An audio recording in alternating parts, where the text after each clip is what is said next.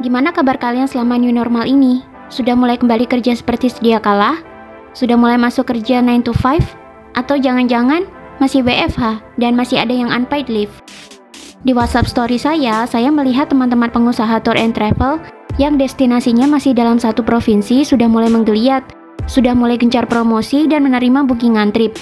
Ini tentu saja bikin saya senang dan memberikan vibrasi positif. Karena pada dasarnya, saya dan juga manusia-manusia lain sangat menginginkan keadaan kembali normal. Kita bisa jalan-jalan dengan mudah, kita bisa kerja dengan tenang, dan kita bebas beraktivitas apa saja. Saya sih berharap banget dunia segera kembali normal seperti biasa. Kalau perlu, tanpa vaksin pun kita sudah bisa hidup normal lagi seperti sedia kala. Tapi semuanya berubah deh setelah saya buka Instagram dan ada yang post video wawancara Bill Gates dan Melinda. Di mana di situ Bill Gates dan istrinya mewanti-wanti kita setelah ini bakalan ada second wave dari pandemi coronavirus. Dan second wave ini bakalan lebih parah dan lebih hebat dari sebelumnya. Saking parah dan hebatnya, gelombang kedua penyebaran coronavirus ini bakalan benar-benar jadi perhatian kita.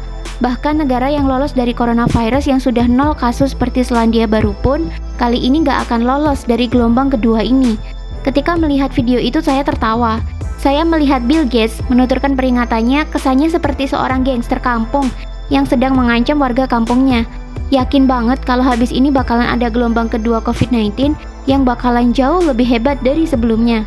Seolah-olah dia itu cenayang yang sudah bisa lihat di masa depan negara-negara bakalan kelabakan semua karena gelombang kedua ini.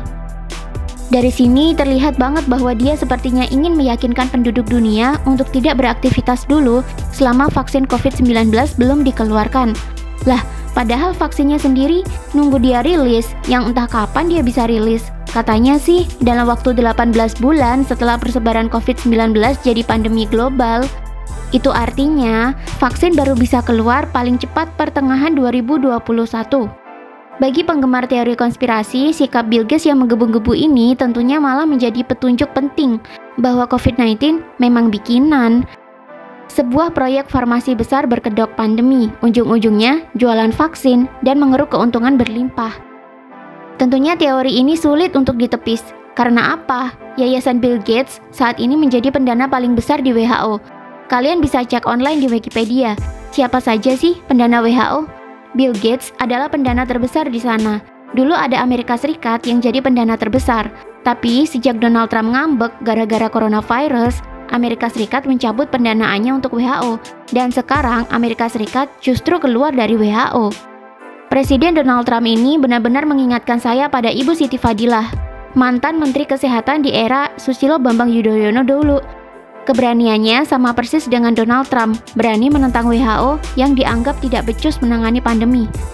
Dan sudah bukan rahasia lagi, kalau Bill and Melinda Gates sekarang sangat fokus meriset vaksin. Melalui TED Talk sendiri, Bill Gates sudah mengaku bahwa dia dan lembaga vaksinasinya sedang fokus meriset sebuah penyakit epidemik baru. Dan dia beserta timnya sedang berusaha keras untuk memproduksi vaksin demi menangani wabah epidemi yang sudah dia prediksikan beberapa tahun yang lalu. Pertanyaan kritis pun muncul. Bagaimana mungkin dia bisa dengan sangat yakin akan ada epidemi global yang membahayakan seluruh dunia bertahun-tahun lalu jika dia belum memegang sampel virusnya? Bukannya vaksin itu terbuat dari virus yang sudah dilemahkan? Dari mana dia mendapat sampel virus sehingga dengan yakin dia dan lembaga vaksinnya sedang meriset vaksinasi untuk epidemi jenis baru yang bakalan melanda dunia bertahun-tahun mendatang? Seorang teman saya pun nyeletuk, Bill Gates itu kenapa sih? Dia kan sudah kaya, kok obsesi banget sama bisnis vaksin? Perusahaan Microsoft dia kan udah termasuk yang market share-nya terbesar. Facebook dan Google saja jauh di bawah market share Microsoft. Dia kan sudah kaya, mau apa lagi? Kebetulan saat itu saya sedang membuka laptop saya. Laptop saya juga pakai Microsoft buat operating sistemnya. Karena teman saya menyinggung soal Facebook dan Google, saya jadi teringat satu hal. Microsoft sekarang menjadi produsen operating sistem seluruh komputer di dunia. Kekayaannya hampir tak terbendung lagi. Tapi di satu sisi, ada Google dan Facebook yang terus berkembang. Google selain mesin pencari nomor 1, dia juga memiliki YouTube dan Android. Sekarang, handphone mana yang operating sistemnya tidak pakai Android? Kecuali Apple dan Huawei, semua merek handphone memakai Android sebagai operating system mereka. Android hampir saja menjadi bisnis monopoli jika Apple tidak berjaya. Bayangkan saja berapa kekayaan Google dari Android saja, belum lagi dari YouTube, layanan periklanan Google, dan lain sebagainya.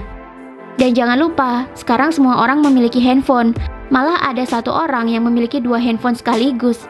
Silakan taksir sendiri berapa kekayaan Google.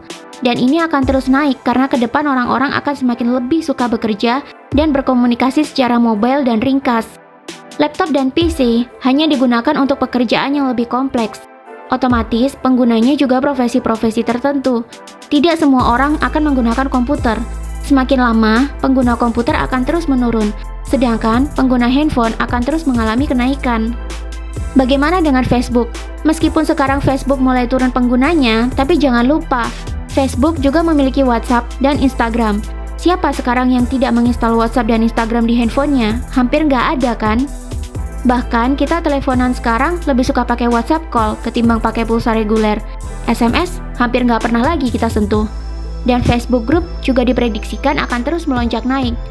Jika Microsoft tidak segera ekspansi, bisa-bisa pangsa pasar dia akan terus turun. Bukan tidak mungkin lagi nanti industri handphone akan semakin canggih, sehingga benar-benar bisa menggantikan komputer seutuhnya.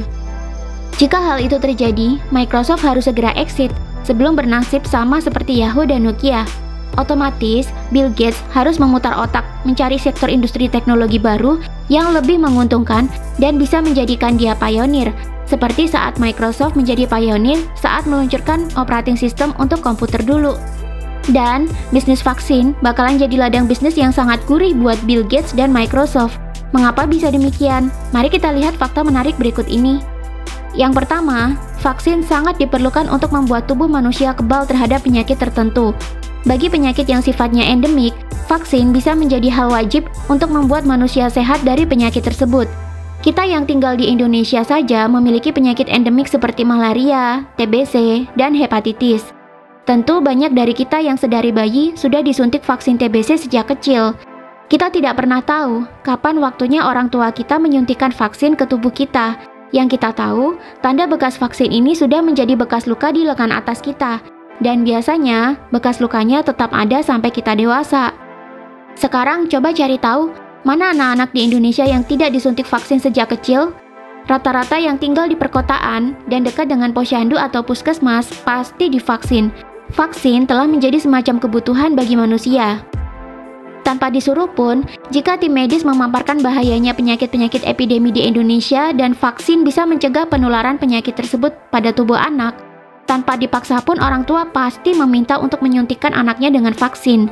Vaksin telah menjadi kebutuhan, apalagi jika penyakit tersebut telah menjadi epidemi. Yang kedua, selama ini kita tidak memiliki pencatatan digital untuk jenis-jenis vaksin yang sudah disuntikan ke dalam tubuh kita. Pencatatan biasanya dilakukan manual. Kalau yang konvensional sih, biasanya diberi kartu vaksin yang mencatat jenis vaksin apa saja yang sudah disuntikan ke tubuh bayi. Berikut tanggal pemberian vaksinnya. Buat yang lebih canggih dikit, pencatatan dilakukan di database komputer puskesmas atau rumah sakit. Tapi pertanyaannya, bagaimana jika catatan vaksin kita hilang? Atau bagaimana jika kita pindah ke daerah lain, sedangkan data vaksinasi kita disimpan di komputer puskesmas atau rumah sakit tempat daerah kita sebelumnya? Apakah ada di antara kalian yang masih ingat vaksin apa saja yang sudah pernah disuntikan ke tubuh kalian? Pasti tidak ada yang ingat. Paling kalian cuma menjawab, sudah pernah dapat vaksin TBC yang pastinya. Karena vaksin TBC meninggalkan bekas luka di lengan atas kita sampai kita dewasa. Nah, bagaimana dengan vaksin hepatitis, vaksin malaria, vaksin HPV, vaksin cacar? Apakah ada yang ingat, sudah pernahkah tubuh kita disuntik vaksin tersebut? Waktu kita SD dulu sering kan ada petugas medis memberikan vaksinasi ke sekolah-sekolah. Masih ingat itu vaksin buat penyakit apa aja? Nggak ada yang ingat kan? Itulah sebabnya pencatatan digital untuk vaksinasi sangat diperlukan.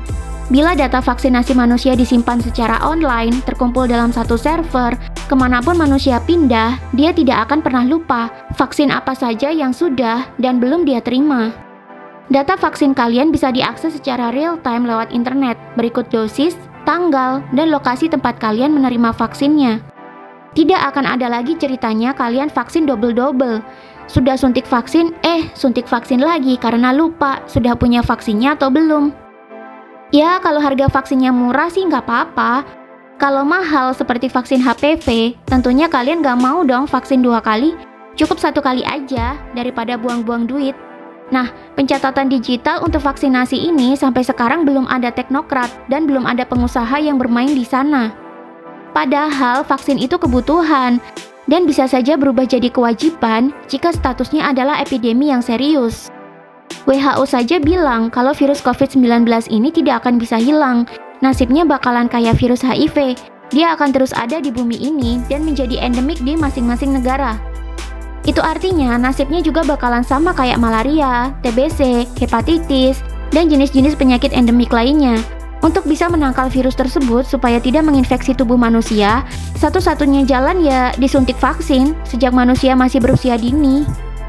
Kebutuhan untuk vaksin, ditambah belum adanya pencatatan digital untuk vaksinasi manusia, tentunya menjadi ladang bisnis yang sangat menggiurkan. Sekarang kalian sudah punya bayangan kan kenapa Bill Gates sangat terobsesi dengan bisnis vaksin berikut digital certification-nya? Jika Microsoft bisa menjadi provider sertifikat digital untuk vaksin coronavirus, Microsoft bakalan untung banyak dan membuat bisnisnya semakin tak terkejar oleh teknokrat-teknokrat lain. Makanya saya tak lagi heran kenapa Bill Gates sangat terobsesi untuk mensukseskan vaksin coronavirus mereka. Ditambah lagi, Microsoft telah menjadi provider untuk ID 2020. Apa itu ID 2020? Ya, nama perusahaan yang akan menyediakan digital certification buat vaksinasi global. Dan kabarnya, digital certification buat vaksin ini tidak akan pernah hilang dan dilupakan manusia, karena dia melekat langsung di badan manusia. Mengapa harus demikian? Karena jika tidak langsung di badan manusia, bisa hilang. Jika data kita disimpan dalam bentuk aplikasi di handphone, saat handphone kita hilang dan data kita diretas, kita bisa kehilangan data vaksinasi kita. Jika disimpan dalam bentuk kartu yang kita simpan di dompet, jika dompet kita kecopetan, maka kita akan kehilangan data vaksinasi kita juga. Tapi, bagaimana jika datanya melekat atau masuk di dalam tubuh kita, misalnya dalam bentuk tato atau chip di tangan? Siapa yang bakalan menghilangkan, merampok, atau memotong tangan kita? Nggak ada kan? Jauh lebih aman daripada di dompet dan di handphone kan? Dan inilah masa depan dari sertifikat digital. Jika dalam waktu dekat akan digunakan untuk bisnis vaksin, tak menutup kemungkinan ke depan juga akan dikembangkan untuk keperluan pembayaran dan KTP penduduk dunia. Oh iya, kalau kalian cek website ID 2020 di www.id2020.org, kalian juga bisa lihat loh, katanya di tahun 2030 nanti, semua negara yang tanda tangan untuk agenda 21 PBB wajib memiliki KTP digital dari ID 2020. Wah, sudah siap ditanami chip atau ditato permanen belum nih? Nampaknya habis ini Microsoft akan menjadi semakin raksasa deh. Wah, pantesan saja dia terobsesi banget.